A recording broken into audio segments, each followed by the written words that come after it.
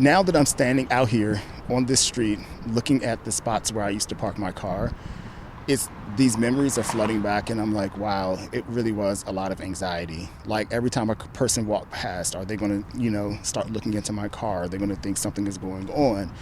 It was so stressful. Why was I so stressed? Well, I was sleeping in my car on that street. I also knew what people thought about people experiencing homelessness.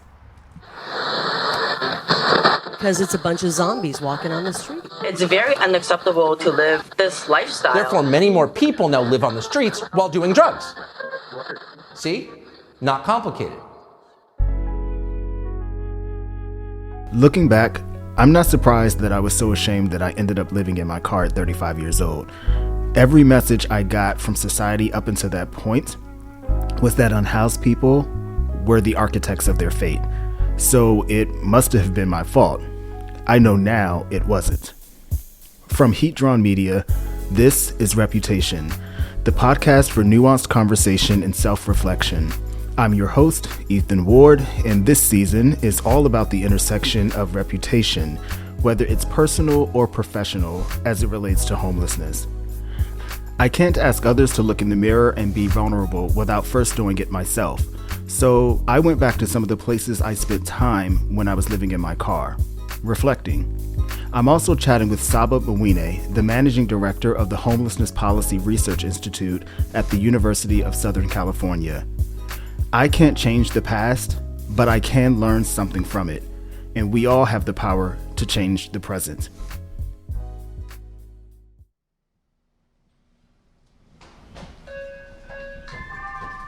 Welcome aboard the Metro P-Line Red, this train's final destination.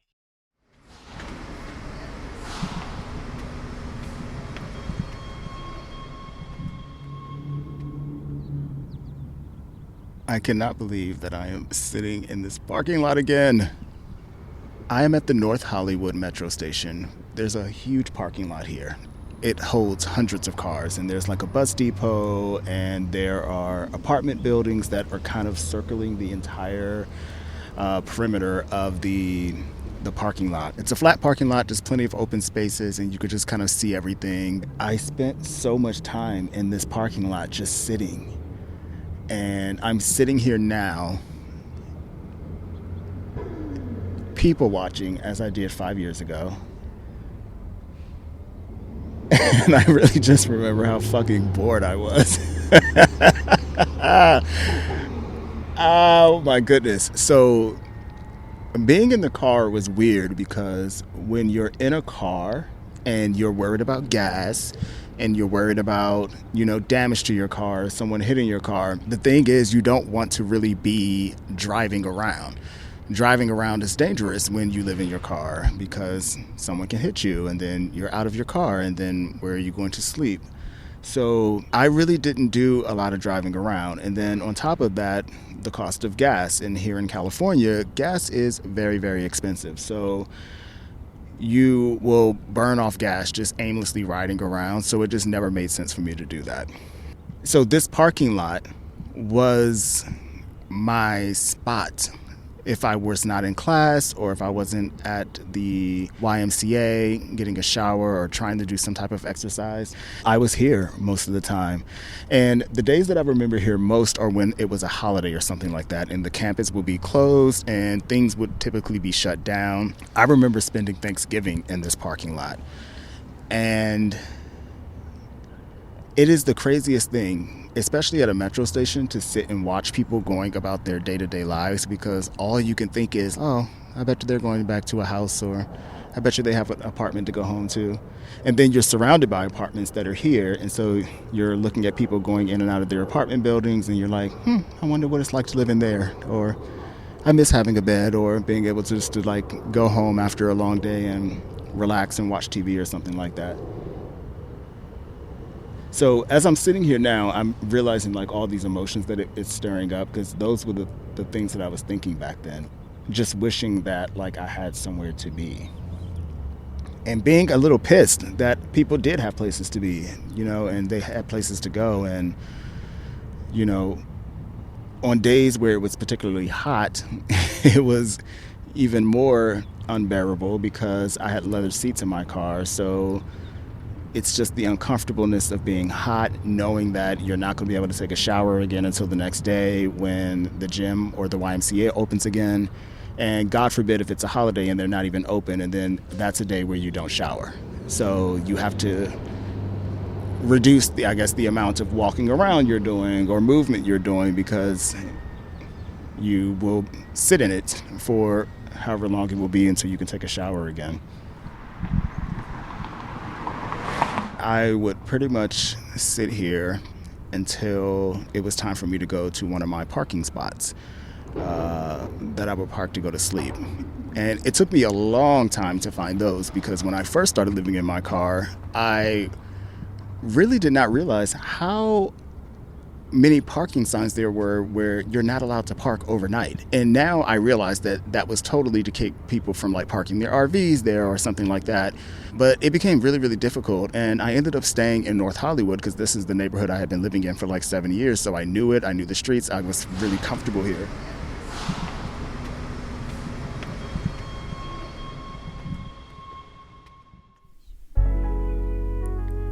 Research from the National Alliance to End Homelessness found that most people who are experiencing homelessness in a neighborhood likely grew up in that neighborhood.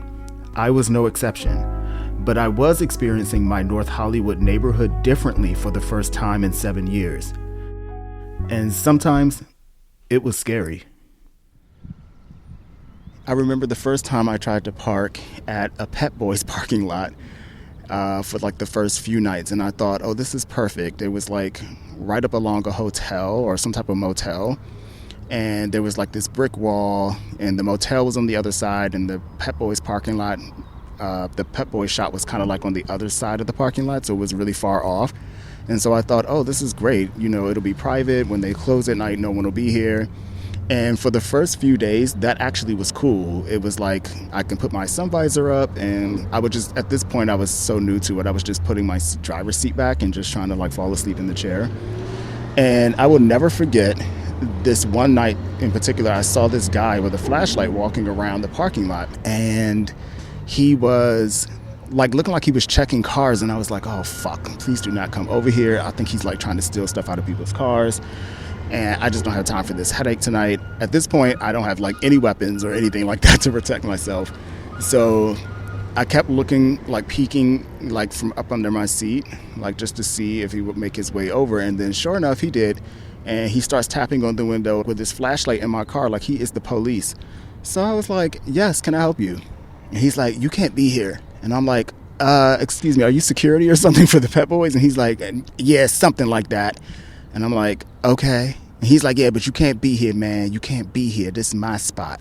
And I was like, your spot? And he was like, yeah, man. And the whole time he's sitting there, he's waving that flashlight frantically into my car window. Mind you, it's dark. It's night out.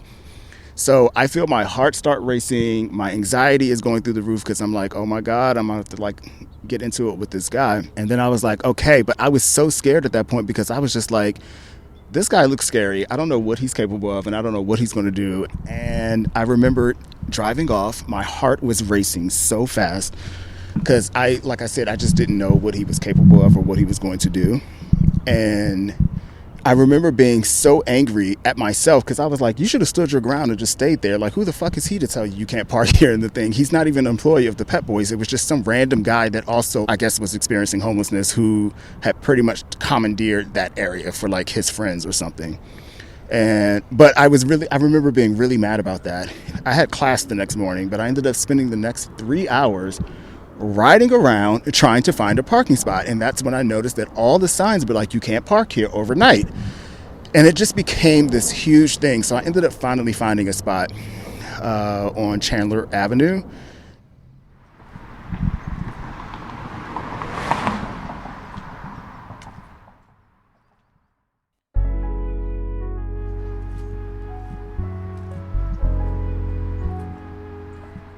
I am actually on Chandler Boulevard.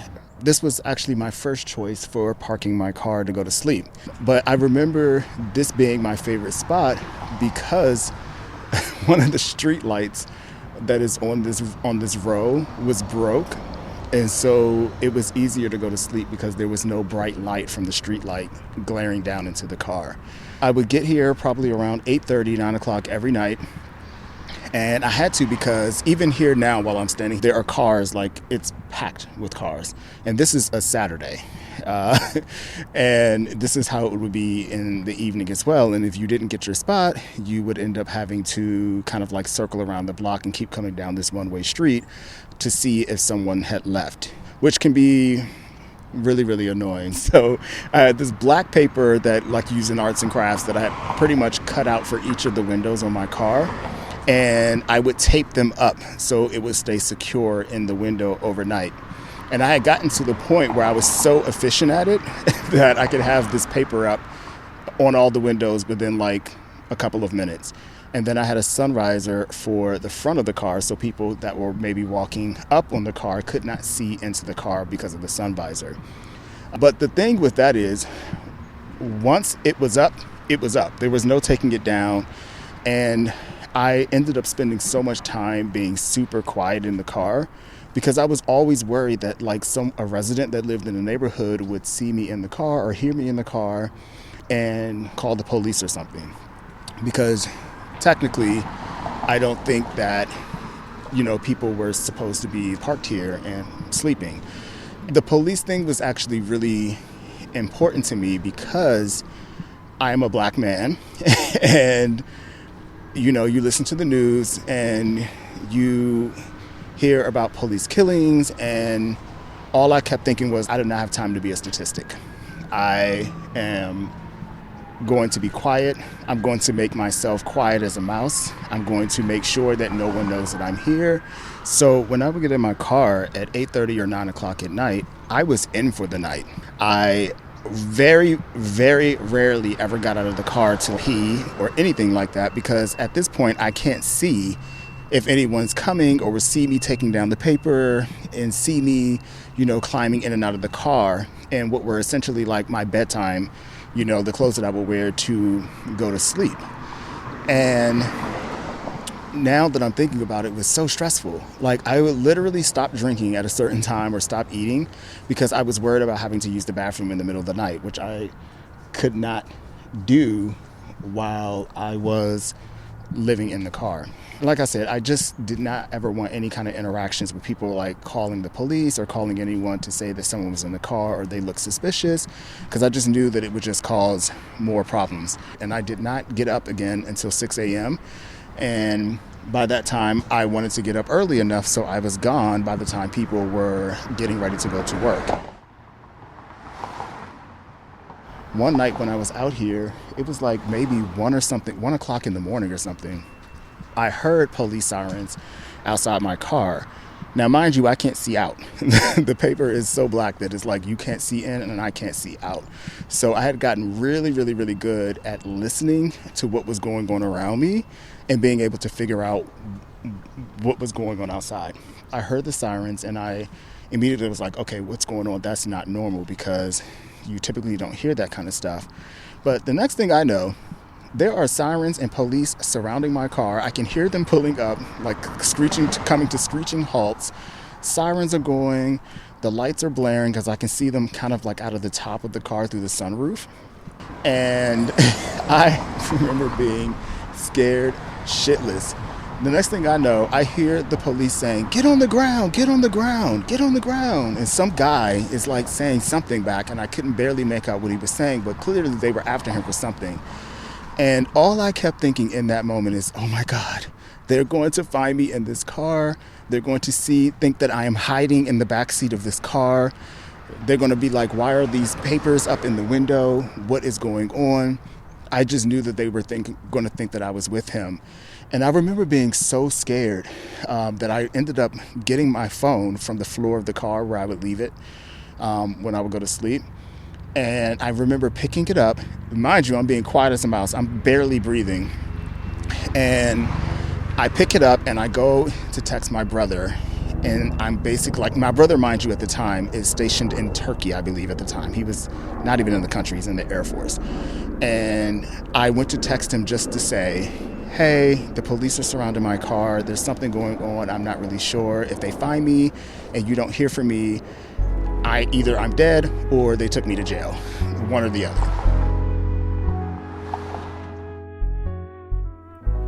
That's the story I had just finished telling Saba Mwine, the managing director of the Homelessness Policy Research Institute at USC, when we chatted, and where our conversation picks up. I was so afraid, and it wasn't until that moment that I realized like how complicated me being unhoused was as it relates to me being also a black man in the United States. I just want to acknowledge the vulnerability and bravery of sharing stories of fear and of harm for the greater good.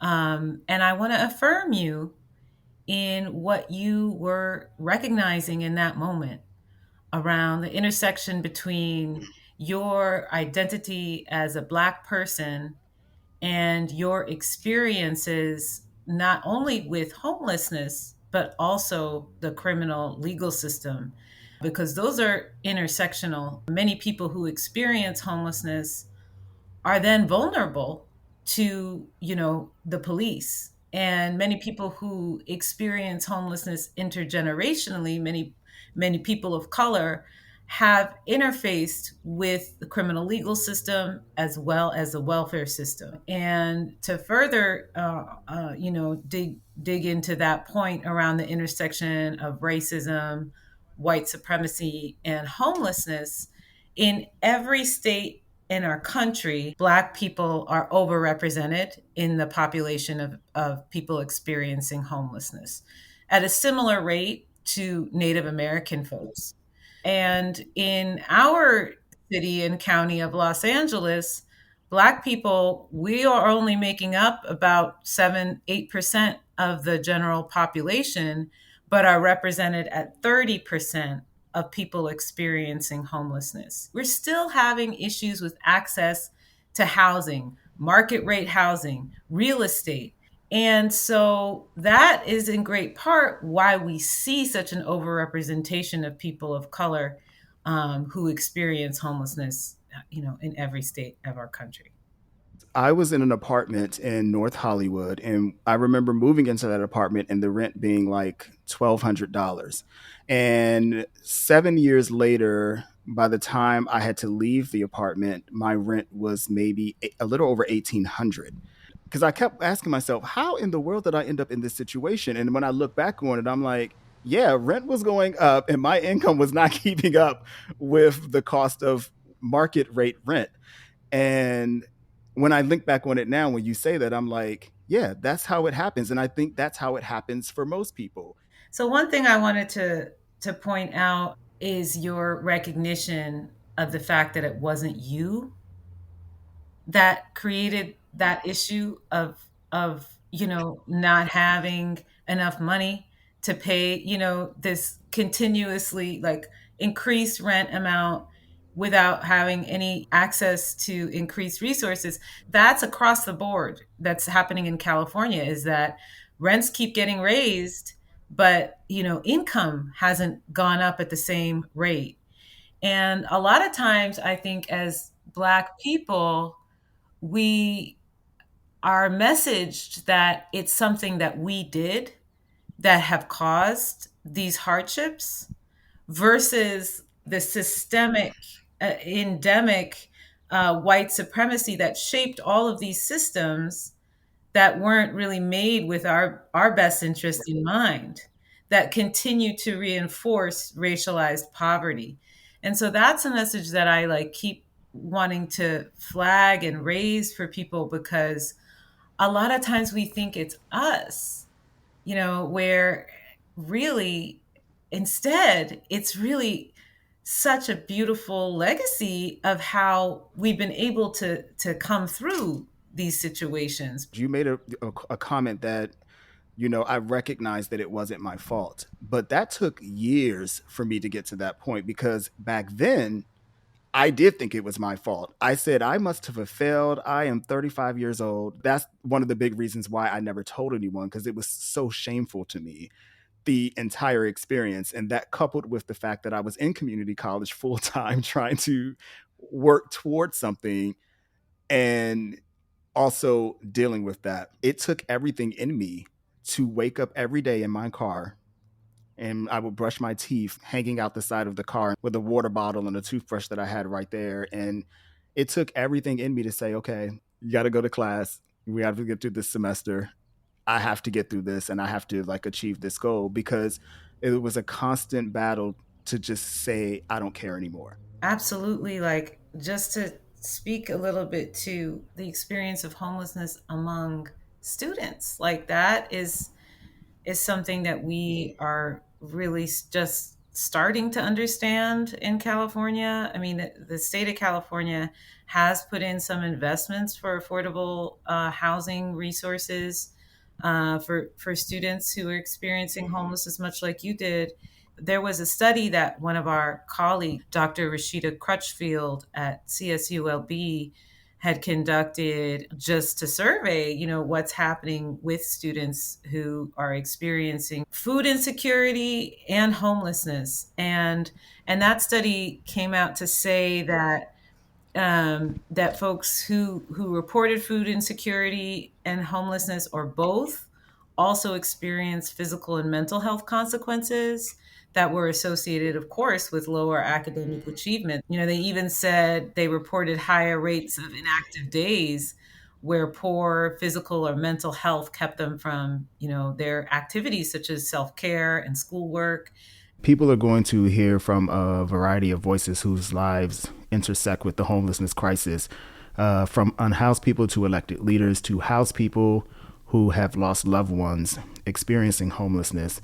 What should people remember as they hear these different voices reflecting? I think one of the things that we've seen here in Los Angeles, and I know happens across the country, is that the onus to end homelessness is on the homeless sector, rather than recognizing that homelessness is a product of all of our systems, including our housing system, which is obviously closest to the issue. Everyone is part of this fabric of our human family.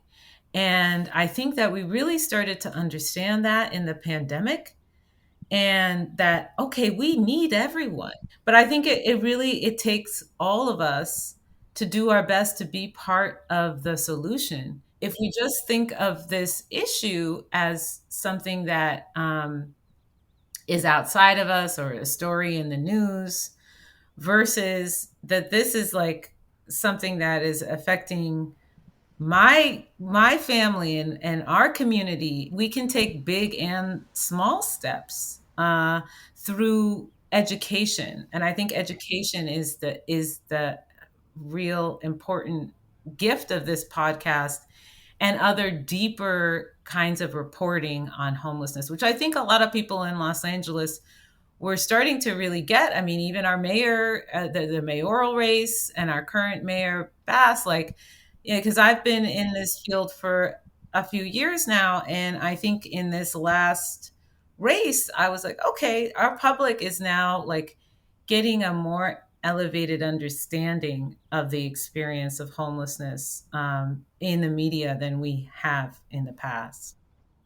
I agree, but we still have a lot of people who don't understand these nuances, and their first reaction is to advocate for sweeping people away or banning through stuff like the anti camping ordinances or just flat out criminalizing poverty. That is really dismaying to me, because people who are suffering from homelessness shouldn't really ever have to worry about being incarcerated because of their poverty. Like, it's sort of like reflexive, I think, in somewhere in the United States government's DNA, given our legacy of slavery and land theft, that it's like you punish people for their experiences of poverty. Every time I see a sign for the 4118 ordinance, I'm just so angry. It's like you're you're basically harming people further who are already so out, down and out, because of the systems that have maintained that housing isn't a human right. Basic housing is just something that I think we really should have taken care of in this country. And to harm people further by criminalizing them, when they've already experienced that trauma, is just going to make the problem worse. It's not a solution. Hopefully, the state of California will invest more funds in homelessness or in housing, permanent supportive housing, and all kinds of housing, as well as services to support people who have experienced the trauma of homelessness, because that's absolutely essential. But really, any kind of trauma healing to address homelessness often intersects with racialized trauma is a really important direction, I think, for us to go toward in terms of treatment and healing.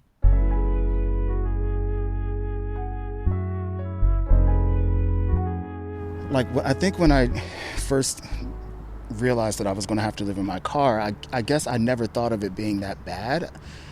I thought like, oh, it'll just, fall asleep in the car and it's fine. But it's really not like that. There's a lot of things that I don't think a lot of people think about when it comes to living in your car.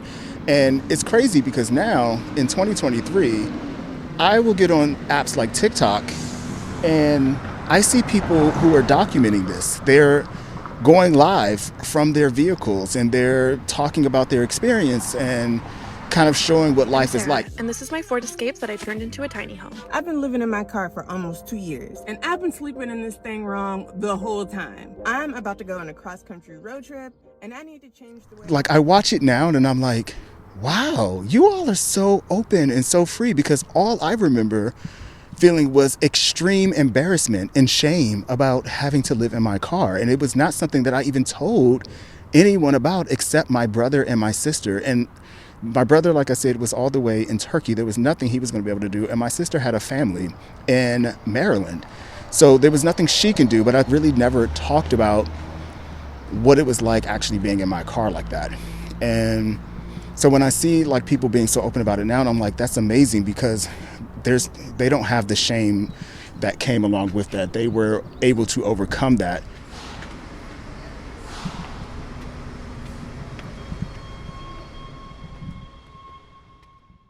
Five years later, I'm back in housing again, but being here on this street and just seeing cars go by, and it's definitely one of those things that it stays with you. It's not something that you just put out of your mind. And like, this is something like any other experience that you go through that is fairly traumatic. It stays with you and it shapes who you are, and it shapes how you see yourself and how you view yourself. Living in my car really rocked my view of my own identity and who I thought I was. Reporting on homelessness and being housed, and then still interacting with people that are kind of in this experience and going through it and trying to figure out the best way to navigate through it.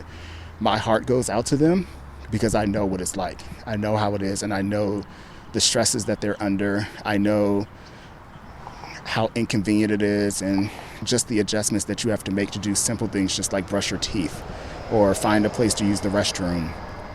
It is a complicated process that involves a lot of planning, a lot of patience, and you really, really do have to kind of keep a level head. I really, really hope that we as a society are able to get a hold and a grasp on this situation, because really no one, like, I would not wish this on my worst enemy. It's just not a good situation. It's not good for your mental health. It's not good for your physical health. And I'm really grateful that I plowed through that. Like, I remember one night it was raining, and it was raining hard. And I was sitting in the back of my car looking up at the sunroof and like watching the rain kind of like patter onto the car. And in that moment, I remember thinking like, wow, this is so beautiful. It was something that was very calming and relaxing about it. And in those moments, I would think, I'm so glad that I have this car, because if I were on the street right now or I didn't have this car, I do not know what I would do. I don't even know where I would be. And I'm not really sure that I would have had the strength and the fortitude to get through that. I'm not really sure. And I think about that often. I don't know if I would be here today if I did not have that car to sleep in.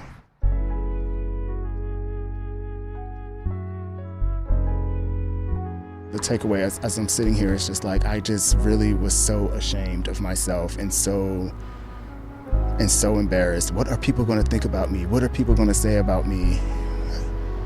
And now I realize like the only opinion that really mattered was my own. And yeah. Reputation is a production of HEATDRAWN Media. This episode was written, reported, and executive produced by me, your host, Ethan Ward. Sound engineering by Jeha Joshua Chang. Original music composition by James Ingram of Mega Dream Productions. Art and graphics by Kelly Bernard. We're grateful for your support. If you haven't yet, please follow and rate our feed in Apple Podcast or wherever you're listening now. Or you can share with your friends. Join the conversation on Twitter or Instagram at ReputationPod, or hit me up at I am Ethan Ward. You can also email us at reputation@heatdrawn.com.